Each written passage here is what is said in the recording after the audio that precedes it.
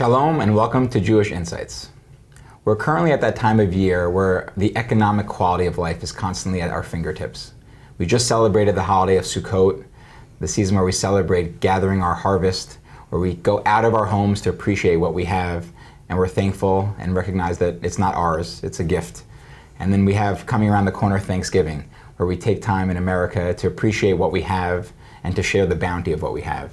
At JBS, it's also our fundraising season. We're deep in the middle of the high holidays coming after December, and we're trying to raise our funds for the coming year. And then, of course, it's also election season. I think multiple surveys have said the number one issue facing most Americans, I don't know if it's the same for the Jewish community, is economic issues. That's the number one issue that people are thinking about going to the election. And so we're often thinking about what are the economics, what's economic state, how to have the economic world we envision, and how it affects us personally. This is an issue that I think about often. I think about how to have economic impact. I was raised as a child to think about tzedakah and how to take what you have to help those around you and have the most impact in tzedakah. And I remember when I was in law school, thinking about how to have impact in the world, someone gave me Muhammad Yunus's book, Banker to the Poor. Muhammad Yunus is the Nobel Peace Prize winner who wrote about how he founded the Grameen Bank in Bangladesh to provide what he calls microcredit or micro-lending, the idea of giving small loans without interest, interest-free, in order to change people's lives, especially those of low socioeconomic backgrounds. I was so moved by this book at the time that I was talking to everyone about it. I was like, I got to get involved in microfinance, micro-lending. I need to get a job in that space. And my brother-in-law, Avi Lieberman at the time, still my brother-in-law, but at the time, my brother-in-law said to me, there's a Jewish organization that does this. And I did not know that. He said it's called the InterestFree Loan Society. It's been around since the 1800s. You should find out about it. And I remember he took me, we went together to a, next generation event, whatever it was called back then. This is in 2010, I want to say. And I got involved. I was totally blown away by the InterestFree Loan Society. Very excited about their work. They advance economic stability and they create opportunity for lower income New Yorkers, both within the Jewish community and beyond, and we'll hear more about it today. But they use this model of interest-free loans. And so today, to discuss the idea of interest-free lending and InterestFree Loan Society and to learn more about how we might think about economic impact when it's swirling around us from Sukkot to Thanksgiving to the elections, I'm honored to have Rabbi David Rosenn, who's the president and CEO of the InterestFree Loan Society, who's done an absolutely fantastic job since taking over at the helm in 2015 to really take an amazing organization and take it to even higher levels. Before we start chatting, I'll just say that before he joined HFLS, Rabbi Rosenn was the executive vice president of the New Israel Fund, the largest funder of social change nonprofits in Israel. And before that, he was founder and executive director of Avoda, the Jewish Service Corps, a year-long full-time anti-poverty program with sites in New York, Chicago, New Orleans, and Washington, D.C. He graduated from Harvard University. He holds a master's degree in Hebrew letters from JTS, and he was also ordained there. David, so great to have you on. Thank you so much for inviting me. All right, so before we get into HFLS and microfinance, micro-lending, interest-free loaning, however we're going to refer to it in this conversation, just tell me about yourself. How do you, catch us up to where we are today? I can tell you all about myself. I really just want to thank you for inviting me to talk about the American Jewish community's commitment to interest-free lending. Like you said, everybody knows about tzedakah, about giving from your money to people who need money. It's something that's really almost famous about the American Jewish community. We have such a strong philanthropic culture. People are raised to give from what they have. Mm-hmm. And that's amazing. But one kind of funny thing is that you can look as much as you want in the Torah and you will not see a single verse about giving money to poor people. There's a lot of verses in there about sharing your harvest with the poor, giving some of it to God, giving some of it to the priests. But except for a half shekel annual tax, again, to the temple and not to the poor, there is nothing in the Torah about giving money to people who need it. What there is, not one time, but 3 times, is encouragement, a commandment, in fact, to lend money to people who are in financial need. And every time that shows up, once in the book of Exodus, once in the book of Leviticus, once in the book of Deuteronomy, we are told, when you lend, do not charge interest. A loan is, it's a call on your compassion and your solidarity. It's not a profit-making opportunity. So I guess my question is, why would the Torah triple down on lending and not mention even one time giving money to people who need money. Right. And I think there's one basic reason is that giving money bumps up against a basic feature of human nature, which is our urge to reciprocate. When somebody does something nice for us, we want to do something nice for them. In fact, if we can't repay the kindness, we feel like there's kind of an imbalance. It makes us feel uncomfortable.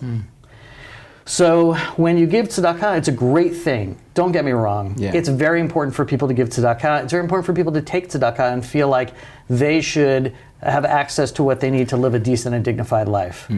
But when you lend to somebody, the social balance is stronger. If I borrow from somebody, there is something that I can do for them. I can pay them back. And when people lend to one another, they say, okay, you know what? I believe that you are going to be able to pay me back. I'm not just giving you this money and then walking away. You and I were going to be in a little bit of a partnership for a while. I'm going to be the giver at one point, and you're going to be the receiver, but then you're going to give me back, and I'm going to be the receiver. It's much more of a transaction among equals. There's also an impact on the giver, by the way. The Torah is not just interested in making sure that the recipient isn't embarrassed or humiliated by this. When I give something to somebody and they don't give me anything back, it's very hard for me not to feel like I'm better than them in some way, or not to feel like, even though I gave them as a gift, they kind of owe me something back. That's a difficult dynamic in a community, to have people feeling better than other people, or that people are feeling like other people just owe them something. With a loan, the reciprocity is built in. I know that you are going to give me back what I gave to you. And so I think the whole structure of lending has many, many things to recommend it, not only on the human side, but obviously also efficiency.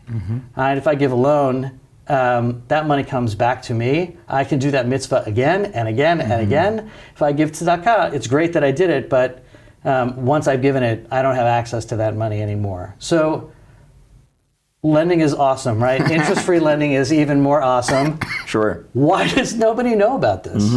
Why is the American Jewish community full of talk about how important tzedakah is, but really nobody talks about interest-free lending? I don't know the answer to that question. And that's why I'm really glad that you invited me on the show to talk about it and give people a chance to learn a little bit more about it. Amazing. Thank you for that. So a couple things I just want to make sure that we're taking it all in, and I want to ask a follow-up question as well. So again, just to clarify, the idea is these are, whereas we might imagine, I know not in the Torah, but certainly in oral Torah, there's language around you should give 10% of your salary to tzedakah, something like that. We imagine the typical person says, I'm going to write a check, I'm going to send it there, either to an individual or an organization, I'm going to try to help them. In this case, the idea is I'm going to either they're giving money to Hebrew Loan Society, or Hebrew Loan Society is giving it out, but the idea is they're giving someone money with the expectation that it'll come back, and they can recycle it and give it to someone else. So the same $100 can be loaned out over and over again, and you're bringing home, not only is that more efficient use of funds, because the same $100 can be used over and over again, but there's a whole different mindset around the dignity that goes with that, because you're not giving free handouts, and when someone gives back that $100, they feel like, it helped them pass the bridge, let's say, some time in their life, but they're able to come back and say, I paid off my loan. I'll ask, maybe this will lead us into some stories. I didn't even mention this to you when we were sitting in the green room. I just was studying a book called Alei Shor, a famous Musar book with a mutual friend of ours, Or Mars. And Or and I really believe everything comes from God. Were just studying a text from the tractate of Beitza that talks about the idea of, do you have an obligation to let someone know when you've given them a gift? It basically talks, and then I think it was Rashi there, I'm trying to remember exactly, but it talks about the distinction between tzedakah and a gift. Where tzedakah, the whole idea is to be anonymous.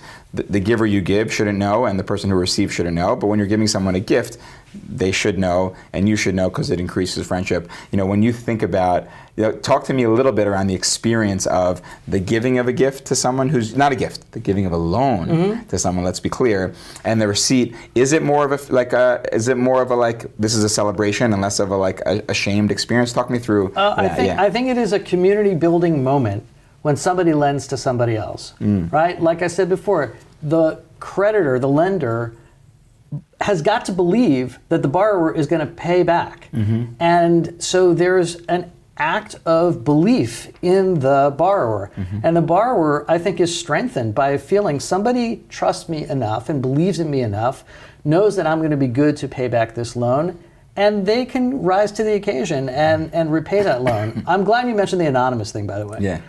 So it's acknowledged by almost everybody that it's a little bit humiliating to just be on the receiving end without giving anything. Again, it violates that basic human impulse to reciprocity.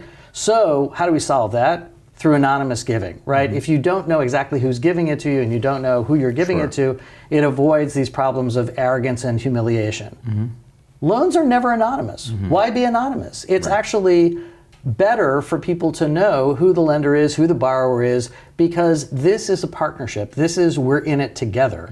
And the more of this kind of community building that we can do through lending, where people create ties of mutual obligation to one another, I think the stronger a community we are. Beautiful. Okay, just a word on the mechanics. I can imagine some of my economically oriented friends or listeners asking, you mentioned the repayment.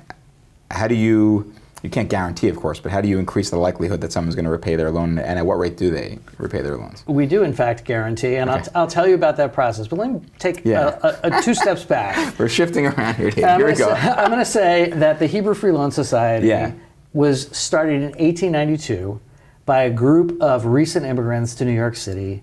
They got together in the basement of the Vilna Shul down on Henry Street in the Lower East Side. Beautiful. And they said, look, we just got like 1 or 2 steps up the economic ladder. We turn around, we look, there's thousands of people coming behind us. How are we going to help them? So first of all, that's beautiful. Just all by itself, the fact that they're getting together and trying to figure out what can we do to help. And what they did was they took a model from the old country of a gemach, an interest-free loan fund. And they gathered together around $90, and they started making loans of $5, $10 to people, mostly who were selling stuff off of push carts. And that was the origin of the Hebrew Free Loan Society. I will say one thing that is uniquely American Jewish about the Hebrew Free Loan Society in New York City, which is that from day one, this was intended to be serving the Jewish community and also the general community. Really? So, 1892, the people who put this together said, we're going to lend to anyone in New York City who needs it. And that is true up to this day. It's also true that most of our borrowers today still are immigrants. That's mostly about New York City and the way that this city is just a magnet for people who want to, make something out of their lives. And the people who are New Yorkers or are true New Yorkers know that people need a helping hand up the first rung or two. And so this idea of an interest-free loan this is how the community can set aside some money to help people either with opportunities, like if you want to start a business, you want to go to college or something like that, or, sometimes you hit a bump along the way and you want a cure that is not worse than the problem that you're trying to cure. And so mostly these days, there are loan sharks, but for most people who need to borrow like $1,000 or something, what they do is they just put it on their credit card. APR for a subprime credit card is 36%. That is really difficult to get out from under. And so if the community is able to say, hey, wait a minute, don't put yourself in the position where the cure is worse than the problem, we're going to help you manage this modest challenge that you have so it doesn't snowball into some much bigger challenge. We're going to do that by giving you a loan. You have to repay, but you don't have to pay anything. You don't have to pay any charge, no interest charge. We have a 99% repayment rate at the Hebrew Free Loan Society. And I'll tell you, the reason that we do is not because everybody is just fantastic about repaying their obligations. Actually, people are kind of fantastic about repaying their obligations. Our lending goes to low and moderate income folks. We have to sort of set a limit on who we lend to because we don't have unlimited resources, so we're trying to target people with the most needs. But lending to lower income people is, you might think, kind of risky because you're going to lose a lot of money because they can't actually afford to repay you. We use a model which requires everyone who borrows from us to bring a guarantor. A guarantor is somebody who they know, their relative, their next door neighbor, their coworker, who signs a legally binding piece of paper that says, if the borrower does not repay the loan, I will be responsible for repaying the loan. Wow.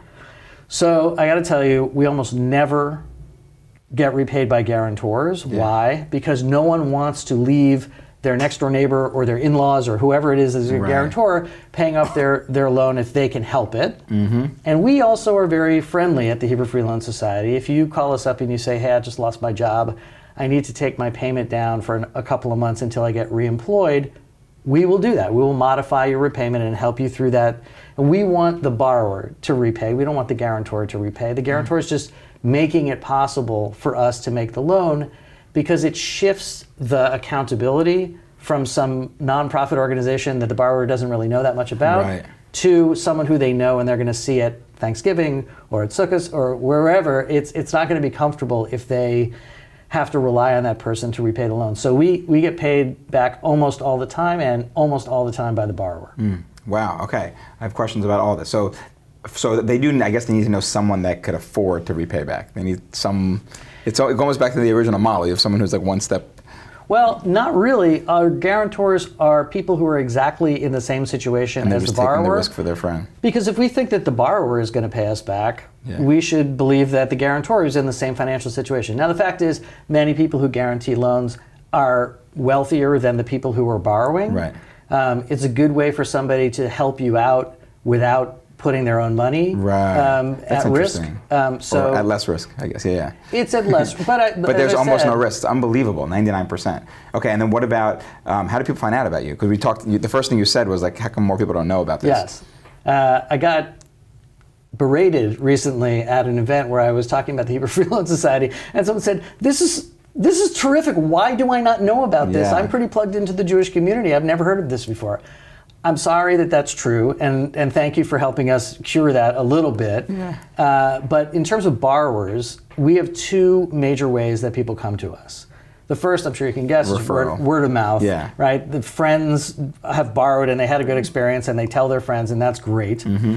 But also, we work with dozens of nonprofit organizations all throughout the city, mostly ones that are serving lower income New Yorkers with medical needs or legal needs or housing needs, but they don't have an ability to help them with financial needs, so they can refer their clients to us, which is great, because if you just heard on an advertisement or like on social media, 0% interest loan, we want to lend you money and you don't have to pay anything. It sounds a little scammy maybe. So it's better if we have somebody who is working with a person who that person trusts and tells them, no, Hebrew Free Loan Society, we know them, they're a trusted nonprofit, you should check it out if it's going to be helpful to you. So we really try to develop as many relationships as we can with nonprofits and sometimes with for-profit companies also. We've done advertising through networks of drivers. Most of the people who drive Uber and Lyft and all the other car services, the taxis, are immigrants, and they're extremely hardworking, and they also have very little savings because, inflation is putting a lot of pressure on people. They're earning money, but they're just earning enough money to cover their expenses. If something goes wrong, which it often does, right? You either have a dip in your income or you have a spike in your expenses, then you need some way to cover it. So we want to be there for them. And one time when we asked Lyft to put out the word about our loans, we got a huge response. And so we do that sparingly. We try to make sure that we have enough resource, both in terms of money and also people who are on our staff to be able to process the loans, so that we don't get bottlenecked and people will get frustrated. We're doing... Right, you don't want to be the government. No offense to the government. But like I imagine that's, sometimes people have money coming from the government and they're sitting and waiting. I think you guys do that, right? You have people who have they're expecting some kind of repayment from a disaster in a year from now and they're waiting on... We do have some bridge loans, and I'll tell you one for parents who have kids with special education needs maybe a little bit later. But we want to be there for people quickly and easily as much as we can. It takes usually about a week or two to go through our whole process. So we're not Rocket Mortgage. You're not going to go on your phone and punch in a couple things and all of a sudden money's going to show up in your bank account. but we have a process that we go through. We want to make sure that everything checks out. We don't want to lend to people who can't afford a loan. If you need tzedakah, you should be getting a cash grant and not putting your guarantor at risk of having to pay off your loan right away. And also, I mentioned that we try to target low and moderate income people. So if somebody's earning too much, we also need to tell them, unfortunately, you probably can get a decent rate on a credit card or a bank loan. And so there is some process. It does take a few weeks to process a loan with us, but in general, we want to be accessible. We're doing about $32 million a year in interest-free lending. That's around 2,000 loans a year. We have about 4,000 loans or maybe 4,500 loans in our portfolio. That is a lot more than we had been doing before. When I came to Hebrew Free Loan in 2015, we're doing about $8.5 million worth of lending. Wow. So we've really been able to increase. That's crazy. And do the math for me, what's the average size of a loan then if they're doing $32 million and there's how many loans you said? The most common loan that we do is up to $7,500 for general needs. That is far and away the most common amount that we lend out. Also, $7,500 is what we do for college loans and a couple of other loans. For some things that are more expensive, like medical expenses, we'll do up to $15,000. We have a debt consolidation loan program up to $20,000. If you are lucky enough to get to the top of the Mitchell-Lama housing lottery and you can buy an affordable apartment in New York City, we'll lend up to $30,000 toward that. And we also have small business loans from somewhere between $25,000 to $50,000. Wow, beautiful. I have a memory in Atlantic Beach one summer. We had an event there, and it was a mosquito company. Does that make sense? It does. I know those guys. And I think that was the example. That was a business loan, a small business loan, where they were trying to get over a hump, and then you guys helped them, and they're doing So we have a bit of an issue in terms of growth. I'll talk to you more about my ambition for growing the lending, but most of our loans are not one-year loans. So if we have a 2 or a 3-year loan, let's say we have a 2-year loan, we lend out the money, we're only getting 50% of the money back in the next year. So if we want to lend out the same amount, we have to fill in that gap of 50%.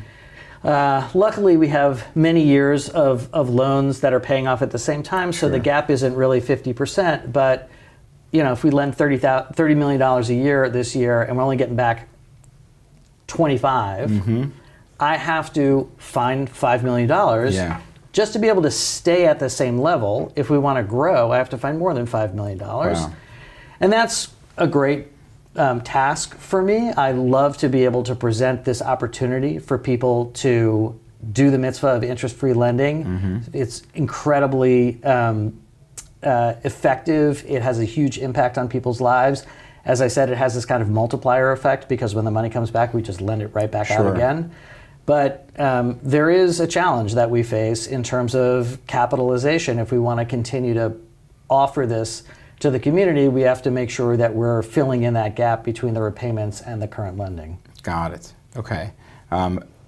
So many directions to go in here. One thing that's coming up for me now that I thought of it, so I'll ask it, which is, you present, it's an interesting name, Hebrew Free Loan Society. It's not like Jewish, but you present certainly as a Jewish organization. We do. How does that, what can you say about how you're received, I guess, in non-Jewish circles in the low and moderate income space? Well, I don't have access to people's inner thoughts. Yeah, of course. But I will tell you that it is a lot of fun for me to come to a community and say, hi, I'm Rabbi David Rosenn. I represent the Hebrew Free Loan Society, and we'd like to lend you money at zero interest, 0% interest. And people are, wait a minute, what? I don't think I heard that right. That's maybe not the thing I was expecting from a Jewish person. Tell me more about this. Yeah. And I do. I tell them some of the things that I told you about why the Jewish community has for so long insisted that interest-free lending is a really powerful way to build community. And people are hugely appreciative of this. One of the signs that we were doing something right out there in the community is that on October 8th of last year, a bunch of calls from our partner organizations checking in, asking how we were, knowing that something terrible had happened, and it's really heartwarming to know that people across New York City who we had worked with, that we were on their minds. Yeah. And I do not think of our lending primarily as some kind of public relations activity for the Jewish community, but I will say that it has a positive impact. And for all of the atmosphere that's going on, with all of the anti-Semitism that's around, our staff has not been targeted. I mean, even by people who we have to nudge about paying, and nobody likes to get a call from a creditor like, where are you? Where's your payment? We still have had almost no anti-Semitic incidents, and so I think that the net effect of our doing things all around the city. By the way, we serve all 5 boroughs of New York City, both counties on Long Island, and Westchester County. So it's a 9-county area, and I think it's a real opportunity for the Jewish community to build up some goodwill. Wow. That's amazing. That's really interesting. Also, is there, I want to say competitors, that's not the right word here, but are there lots of other interest-free loan organizations? No. You're the game in town. We are, okay, there are other opportunities. Like, do banks do this on the side? Are there any banks that like pro bono do like big, no one does that. There's no like. There are no banks that do this. There are sometimes nonprofit organizations, and sometimes the government will give 0% interest loans. So for instance, during the pandemic, not only did the government give 0% interest loans, but in some cases they gave forgivable loans. So that was even better than us. We thought we were the best at 0%, but if you don't even have to pay back the What's principal, a forgivable loan? Like, what determines that? If you don't like, isn't everyone going to check the forgivable box and not stay there? During the pandemic, there's loans called PPE, the Paycheck Protection, right? So the government, if you've fulfilled certain requirements, you didn't actually have to pay back the principal. Got it. So that was just an emergency measure. There's really not anything like that anymore. Occasionally there will be special programs that are targeted. I just read about one that is helping seniors who are at risk of having their homes foreclosed on. They can get a 0% interest loan to pay off their utility bill or whatever it is that's threatening them with foreclosure. But no one in New York City is doing $30 million of loans for college, for small business, for general needs, for everything. That's amazing. All right, so talk me through some of these examples, because you're flying them at me, but I want to hear a little more detail. Share some stories. Like, Great. what type of loans, what situations are people in, and what does the loan do for them? Well, one thing that I'll tell you about is a program we started a couple of years ago. We realized that many people who came to us immediately when they had a problem, they could solve the problem with a 0% interest loan. We could help them stay out of a much higher interest solution. Sure. Some people didn't find out about us until they had already accessed the higher interest solution. So they have all of this credit card debt, and it's running a high interest rate, and they're paying off the interest, but they're not really able to pay off much of the principal. Sure. And that's not great for them. So what we decided was we'd like to help people consolidate their 25%, 36% APR loans into 0%, and then they can start paying off the principal and get out of debt. However, we don't know who has a lot of credit card debt because they chronically have a lot of credit card debt. No matter what you do, they're just going to always have a lot of credit card debt. So lending to them is not really going to solve that much of a problem. And who got sick and missed a month of work and therefore had to put a bunch of stuff on their credit card and now is really trying to get out of that situation. So what we decided to do was partner with financial counseling networks. We partner with 4 networks. They're amazing groups. They work with people who are trying to get their financial lives in shape and very often get out of high interest debt. And we said, okay, if you will recommend people to us as the kind of people who are trying to get out of a situation that they're not likely to get back into, we will make a loan of up to $20,000 to take care of their high interest credit card debt and consolidate it down to 0% interest debt.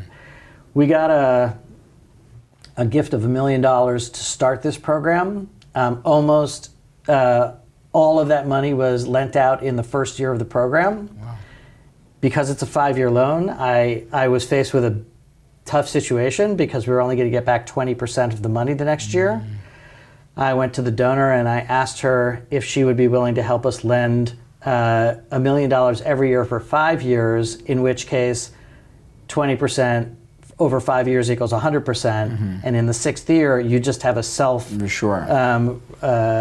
fulfilling, self-repaying program. So she very generously agreed to do that. It was a commitment of $3.5 million over 5 years, but it allowed us to make $1 million of loans to tens of people every year. We recently just got another $3.5 million commitment, so we're going to be able to start making $2 million of loans in this program going forward. Wow. That's one thing that's amazing. I mean, there are people I know who are like stuck under debt. It's like it's a game changer. You're changing the whole outlook of their life if you can help them through that. Absolutely. Also, we are very, very happy to help people manage the cost of staying in college. A lot of people who borrow from us, college loans, they actually have full tuition paid through TAP or Pell or something else. But you go to college, you still have to eat. You still have to live somewhere. You still have to pay for your books and your transportation and all of this. And so what a lot of people do is they wind up working while they're in college, and they wind up working so much that it affects their ability to keep up with their classes. That's not good. We want to help people stay in, because the difference economically between having a college degree and not having a college degree in the United States is huge. It's about $1.5 million of lifetime earnings between somebody who has a college degree and someone who doesn't have a college degree. So we're very happy to make 0% interest loans. If you're the student borrowing, we don't make you start repaying until after you've graduated and you have a job. And so people are able to manage this pretty well. Wow. Those kinds of loans I like to call ladder loans, because we have our safety net loan, which is, if you had a spike in expenses or a dip in income or something, you're going to borrow a little bit of money to get yourself out of that jam. Right. But then, you're kind of back where you were. The ladder loans, small business, college, job training loans, those are things that can permanently improve somebody's ability to earn money, and that's what we really love. Right now, we're concentrating on general needs loans, small business loans, and special education bridge loans. Those are the 3 programs where we really want to grow those programs every year. We'll do all of the rest of our programs, but in a limited way. I didn't explain the special education Right, you referenced loan. it earlier, yeah. So let me tell you a little bit about that. If you have a kid who has special education needs, sometimes the public schools can accommodate your child, and so then terrific, you can be in public school. But a lot of times, the public schools just aren't able to do that. So the city of New York has a commitment to pay private school tuition for any child who can't get the education that they deserve in the public schools. Unfortunately, the payment of tuition is often delayed, and what happens is the kids will get accepted to a school that meets their needs, but then they can't front the money because they don't have private school tuition, and so it causes a problem. Either the school will have to just wait until the Department of Education pays, or they'll just say, I'm sorry, we can't take your child because you really can't pay tuition. Right. We jumped in the middle of that and said, this is ridiculous. The kid needs to be in school, and the school should not have a cash crunch because they can't pay their staff because they're waiting for the city. We'll wait. Sure. So we do about $10, $11 million of lending in just this program. As far as I know, there is not another lender that is creating a solution for lower income families who are facing this problem.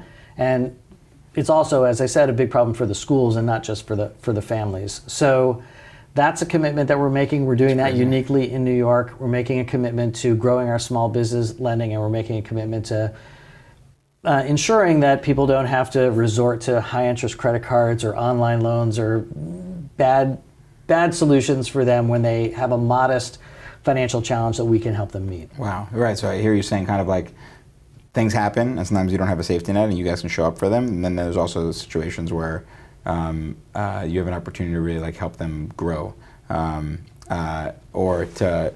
I like, what was your phrasing? Ladder. It's like there are ladder loans. We've got the net loans, the safety nets, and the ladder loans. Fine. I remember hearing once, I don't know if this is still the case, that you guys had something for teachers buying their first home? Is that a thing? We did have that program. Okay. It ended before I got to Hebrew Free Loan, so we don't really have a down payment loan right now.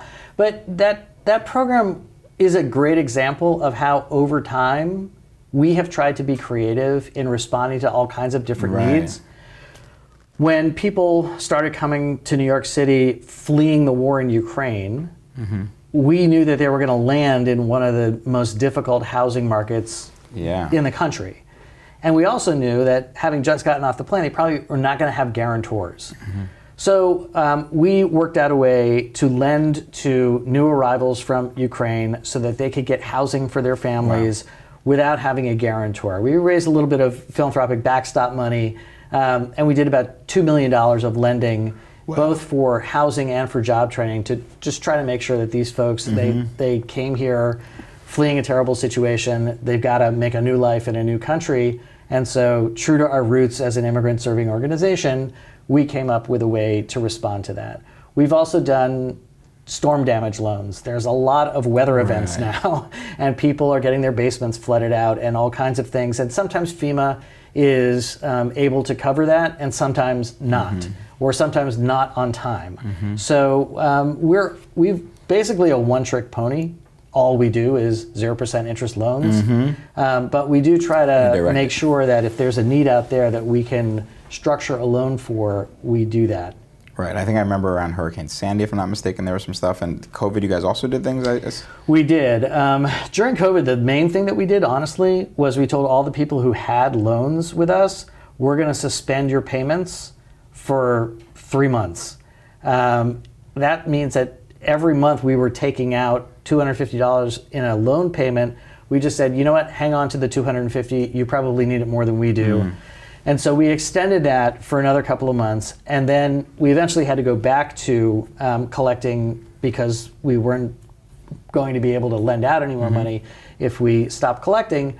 But we also said to people, look, if you are in a situation where you can't get to your work or your income is low right now because of the pandemic, and you want to take your loan payment down from $250 to $125, we'll help you do that. And we had a lot of people respond to that.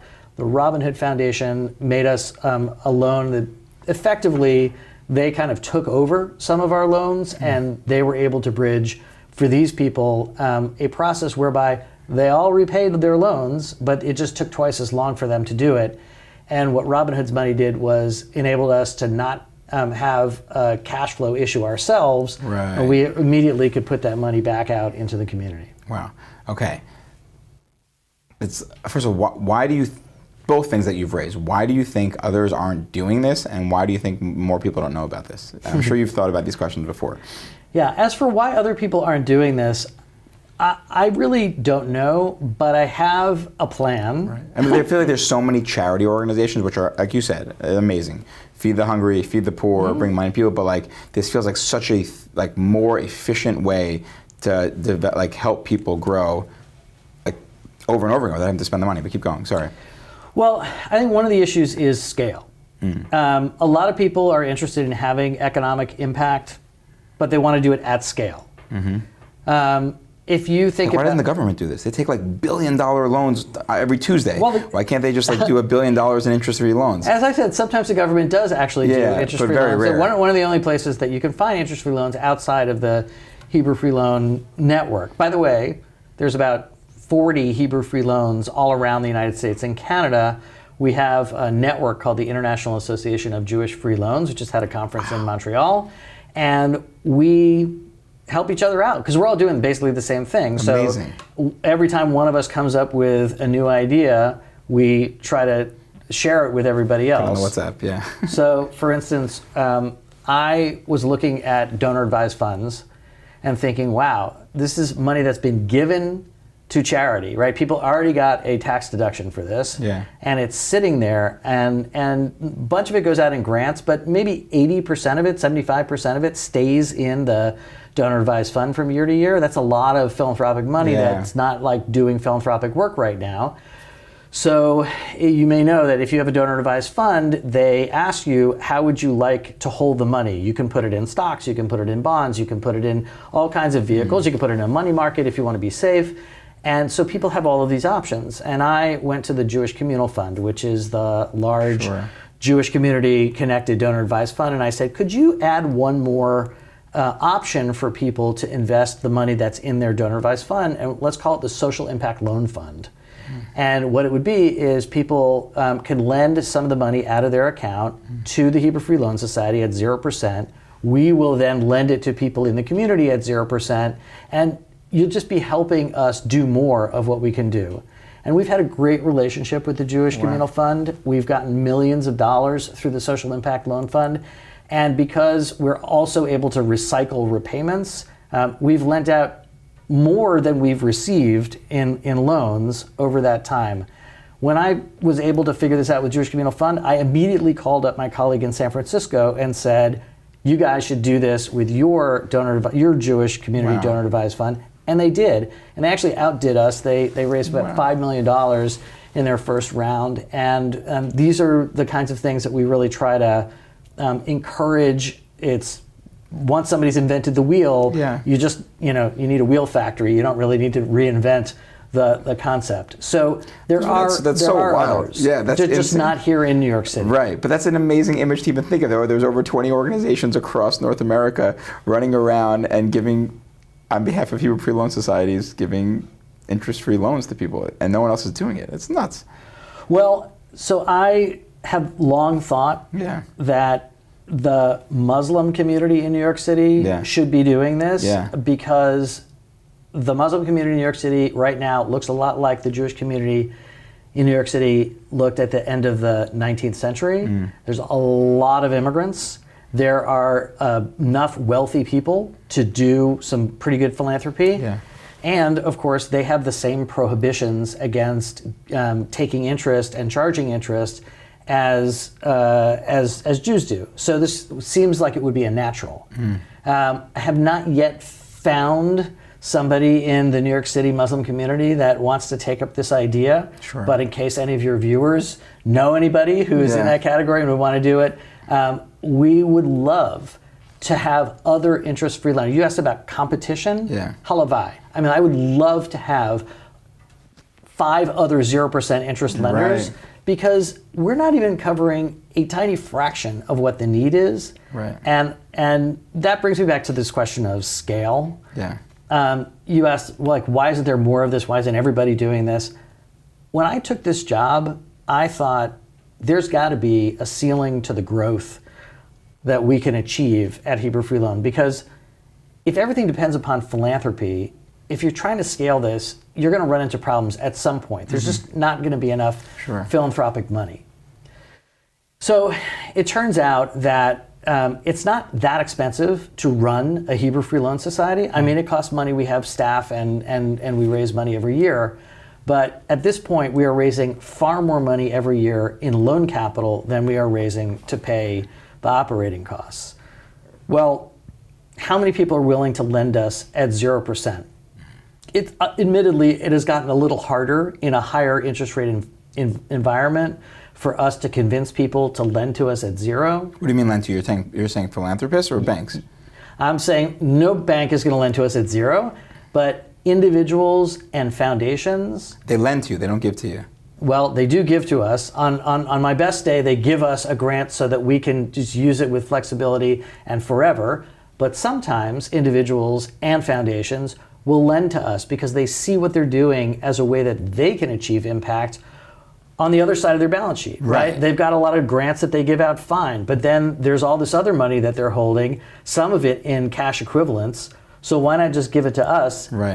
It used to be that you weren't really earning very much on your cash and it was not that big a deal. So now there is, yes, if you lend us $1 million and you're getting 5%, you're losing out on $50,000 of interest. But think of it this way, if you give us a $50,000 grant to get $1 million worth of impact, that's pretty great leverage for your philanthropy. So there are, I think, a lot of people out there who see that we are lending at zero and they should lend to us at zero. And this is not an investment calculation. Right. This is a philanthropic move. And New York City is the capital of finance in this country and possibly in the world. There are lots and lots of people with lots and lots of assets. Some of them are going to be willing to lend to us at zero. And I think that the question of scale has really opened up. I don't think I can see what the limit is to our being able to mobilize the philanthropic dollars that are available for 0% lending. I'll tell you one more thing about scale, which is we ran a program during the pandemic. Actually, it was just before the pandemic. We approached employers and said, how would you like to offer your lower paid employees a $2,000 interest-free loan as a benefit of being employed at your organization or at your company? We think that it's going to solve some good problems, do a good job of solving some problems for your employees. And we also think they're going to love that you're doing this and they're going to be more loyal. They're also going to be less distracted by their financial problems. It's going to be good for you as an employer. So we did a pilot of this program and it was fantastic.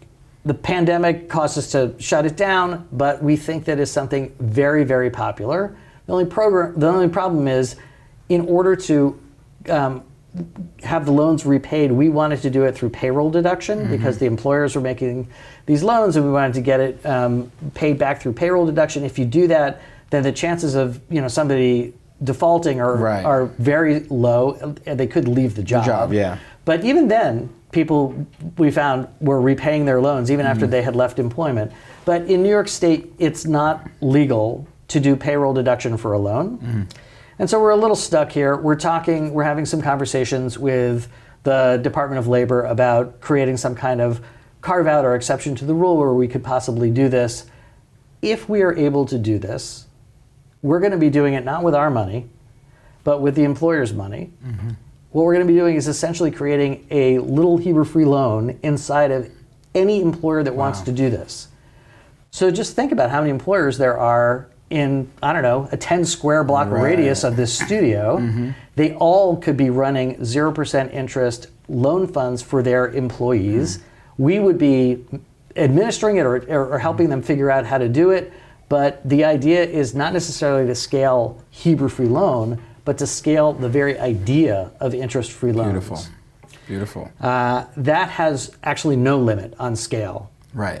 I mean, I think, and it kind of comes full circle a little bit with what we started talking about, because I think, to me, I agree. It seems like this is a way to have massive impact on the world. There's just a question of more people knowing about it and scaling it in a way that more people can take advantage of it, so you don't have that bottleneck, like you said. And it goes back to even thinking about, I'm a Rav Yitzchak Greenberg student, so my approach to Torah is kind of it's a Torah comes to us at a certain time in history that's trying to move us in a direction, right? So it's not going to solve slavery in the first round of Torah, but it's asking us to treat slaves with more equality and more respect, so that we're moving in a direction where slaves can be treated better. Same with women, like other examples as well. And I think this is one of those economic equality, like you said. It doesn't say give free handouts in the 5 books of Moses, but it talks about trying to give interest-free loans, because it's pushing in a direction of saying, can you create a society where you're lifting up your neighbor without it feeling like you're giving something away, let's say? Is that the way you think about it? I do. I also think about it in this way.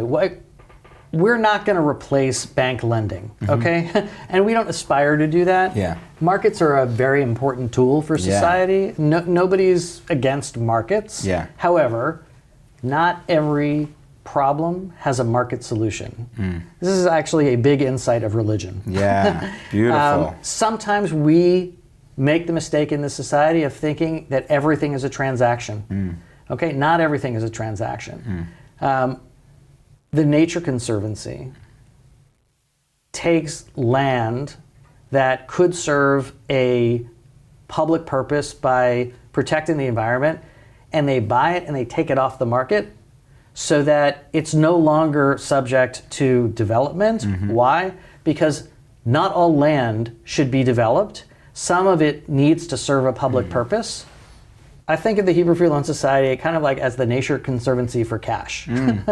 Not all money needs to be making other money. most money can be making other money. So you can't say that in New York, man. No. Yeah, I want to say that exactly in New York. I'm here in the heart of Times Square, of the financial capital, saying that go, God love you, make money off of money. Not every single dollar needs to be making other money. Some dollars can be set aside for a public purpose. What's that purpose? The intense community building practice of interest-free lending, where you don't think of people with financial struggles as a profit center. You think of them as a call upon your conscience, a call upon your solidarity and your compassion. And that's what we want to achieve. I don't ever think that it's going to be the dominant way of borrowing and lending in this city or in this country. No way. However, there should be a scalable model for people being able to be there for each other without charging for the privilege of being there for your neighbor. Yeah.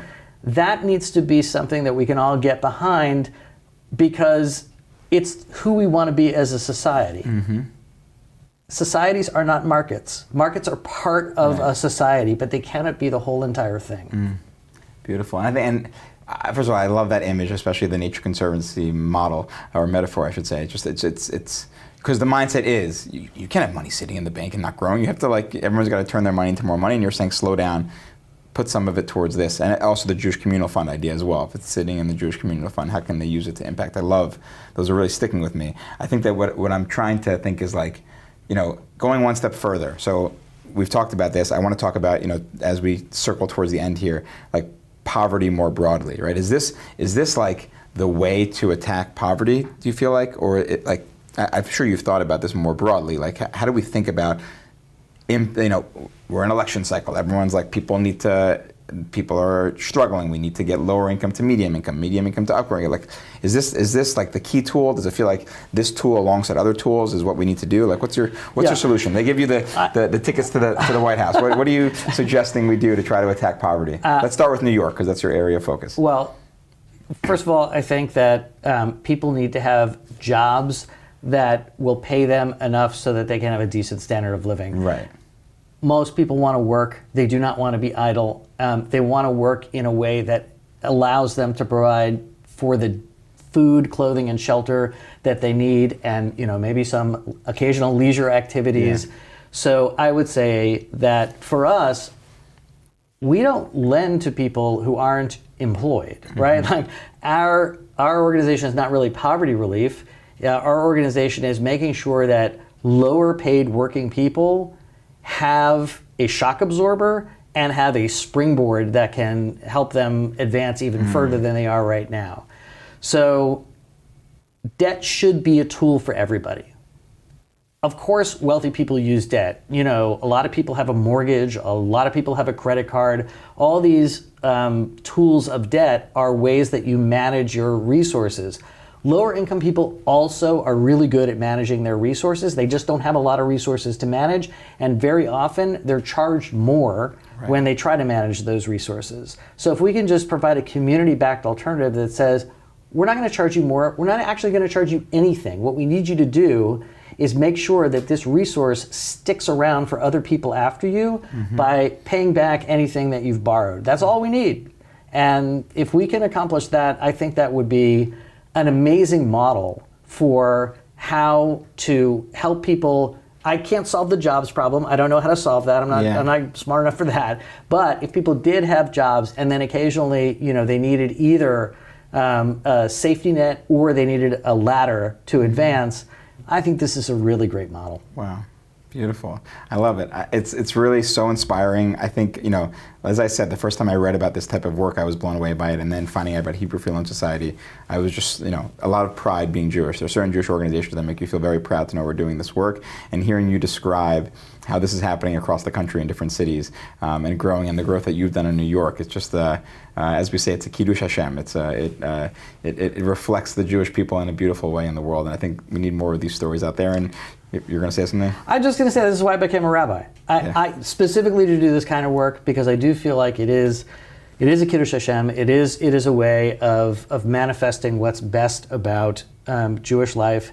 And sometimes I get up in the morning, I cannot believe how lucky I am. I get to go work at the Hebrew Free Loan Society. Unbelievable. Unbelievable. All right, thank you so much. I hope that people are inspired to learn more. They should go to hfls.org if you want to find out more. You can look up Rabbi David Rosenn with 2 N's if you want to find out more about him as well. And I wish you success in this year. And as we get to this Thanksgiving season and this election season, hopefully people will think of meaningful ways to have impact like this instead of just arguing about it. Amen, and thank you very much for having me. All right, thank you. Ay, ay, ay,